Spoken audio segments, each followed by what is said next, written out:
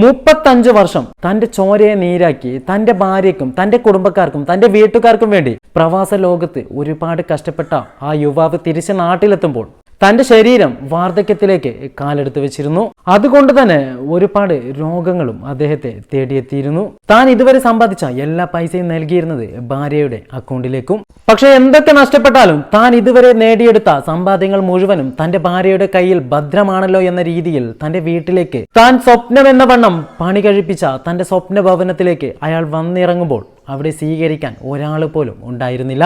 പകരം ആ ഗേറ്റിലേക്ക് തന്നെ താവിട്ട് പൂട്ടിയ നിലയിലായിരുന്നു. ഫോൺ ചെയ്ത് നോക്കിയപ്പോൾ ആരും തന്നെ അറ്റൻഡ് ചെയ്യുന്നില്ല. അവസാനം ഭാര്യ ഇന്ന സ്ഥലത്തുണ്ടെന്ന് മനസ്സിലാക്കിയ ആ വൃദ്ധൻ ഉടനെ തന്നെ തന്റെ ഭാര്യയുടെ അടുത്തേക്ക് പോകുന്നു. പക്ഷെ ആ സമയത്താണ് അദ്ദേഹത്തെ ഞെട്ടിച്ചുകൊണ്ട് ആ ഭാര്യയുടെ തനി സ്വരൂപം പുറത്തു വരുന്നത്. താൻ ഇതുവരെ ഒരുപാട് വിശ്വസിച്ച, ഒരുപാട് സ്നേഹിച്ച, അവൾക്ക് വേണ്ടി മാത്രം ജീവിച്ച തന്റെ സ്വന്തം ഭാര്യ തന്നോട് പറഞ്ഞത്, ഞങ്ങളുടെ ആ വീട് ഞാൻ മറ്റൊരാൾക്ക് കൈമാറിയെന്നും ഇപ്പോൾ ഇതാണ് എൻ്റെ വീടെന്നും നിങ്ങളുടെ വീടല്ല എന്നും അതുകൊണ്ട് തന്നെ നിങ്ങൾ മറ്റെവിടെയെങ്കിലും പോവണം എന്നുമായിരുന്നു. എന്തു ചെയ്യണമെന്നറിയാത്ത ആ മധ്യവയസ്കൻ താൻ സ്വപ്നഭവനമായി പണി തീർത്ത ആ വീടിന്റെ ഗേറ്റിന് മുമ്പിൽ തളർന്ന് ഇരുന്നു പോയി. നാട്ടുകാരൊക്കെ കൂടുകയും മാധ്യമ പ്രവർത്തകരൊക്കെയും തന്നെ അവിടെ എത്തുകയും അദ്ദേഹത്തിന്റെ നിസ്സഹായാവസ്ഥ ജനങ്ങളിലേക്ക് എത്തിക്കുകയും ചെയ്തു. ഒരു ഭാര്യയും 2 മക്കളും അദ്ദേഹത്തിനുണ്ട്. പക്ഷെ ആ 2 മക്കളും ആ ഭാര്യയും അദ്ദേഹത്തെ തിരിഞ്ഞു നോക്കുന്നില്ല. കാരണം ആ ഭാര്യയ്ക്കും മക്കൾക്കും ഇതുവരെ ഇദ്ദേഹം വെറും പൈസയുണ്ടാക്കുന്ന യന്ത്രം മാത്രമായിരുന്നു. പക്ഷേ ദിവസങ്ങൾ കഴിയുമ്പോൾ ആ യന്ത്രം നശിച്ചിരിക്കുന്നു. ഇനി ഒരുപക്ഷെ ആ യന്ത്രത്തിന് ഒരുപാട് ചിലവുകൾ വന്നേക്കാം. അതുകൊണ്ട് തന്നെ അത് ഞങ്ങൾക്ക് ആവശ്യമില്ല എന്ന രീതിയിൽ അതിനെ ഒഴിവാക്കാൻ ശ്രമിക്കുന്നു. 35 വർഷത്തോളം നിങ്ങൾ പ്രവാസ ലോകത്ത് കഷ്ടപ്പെട്ട് നിങ്ങളുടെ പൈസയൊക്കെ എന്താണ് ചെയ്തത് എന്ന് നാട്ടുകാർ ചോദിക്കുന്നു. ഞാൻ പൈസ മുഴുവനും തന്റെ ഭാര്യയുടെ പേരിൽ അയച്ചെന്നും അവളായിരുന്നു വീട്ടിലെ കാര്യങ്ങൾ മൊത്തം നോക്കിയിരുന്നതെന്നും അയാൾ പറയുന്നു.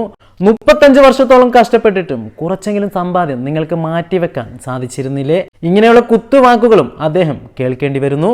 പക്ഷെ ഇങ്ങനെയുള്ള ഒരു സംഭവത്തെ ശരിക്കും അനുഭവിച്ച ഈ മനുഷ്യന്റെ യഥാർത്ഥ ജീവിതത്തെ തിരിച്ചറിയുന്ന, പ്രവാസത്ത് ജോലി ചെയ്യുന്ന ഒരുപാട് ആളുകൾക്ക് മനസ്സിലാക്കാൻ സാധിക്കും. ഞങ്ങൾ ഇതുവരെ ഇത്ര വർഷം ഇവിടെ കഷ്ടപ്പെട്ടിട്ടും 1 രൂപ പോലും ഞങ്ങളുടെ കയ്യിൽ സമ്പാദ്യമായിട്ടില്ല. കാരണം മുഴുവനും വീട്ടിലേക്ക് തന്നെ അയച്ചിരുന്നു. ഒരുപക്ഷെ തന്റെ കയ്യിൽ 4-5 ലക്ഷം സമ്പാദ്യമായി ഉണ്ടായിരുന്നുവെങ്കിൽ അന്നേ തന്നെ ഞങ്ങൾ പ്രവാസ ജീവിതം നിർത്തുമായിരുന്നു എന്ന രീതിയിലാണ് പല പ്രവാസികളും ചിന്തിക്കുന്നത്.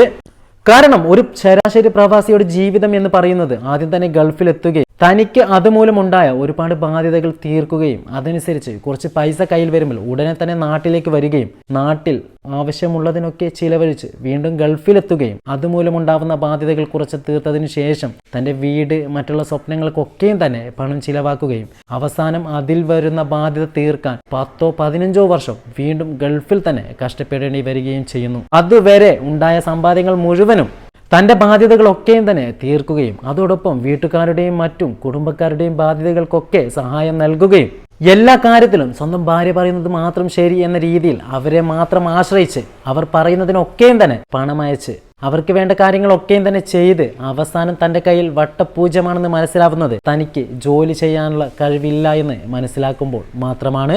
അതുകൊണ്ട് തന്നെ നിങ്ങളൊരു പ്രവാസി ആണെങ്കിൽ തീർച്ചയായിട്ടും ഇതുപോലുള്ള അനുഭവം നിങ്ങളെയും തേടിയെത്തിയേക്കാം. നിങ്ങൾ അവിടെ ചെന്ന് കഷ്ടപ്പെട്ടുണ്ടാക്കുന്ന പൈസയുടെ പകുതി ശതമാനമെങ്കിലും നിങ്ങളുടെ കയ്യിൽ തന്നെ ഉണ്ടെന്ന് ഉറപ്പുവരുത്തുക.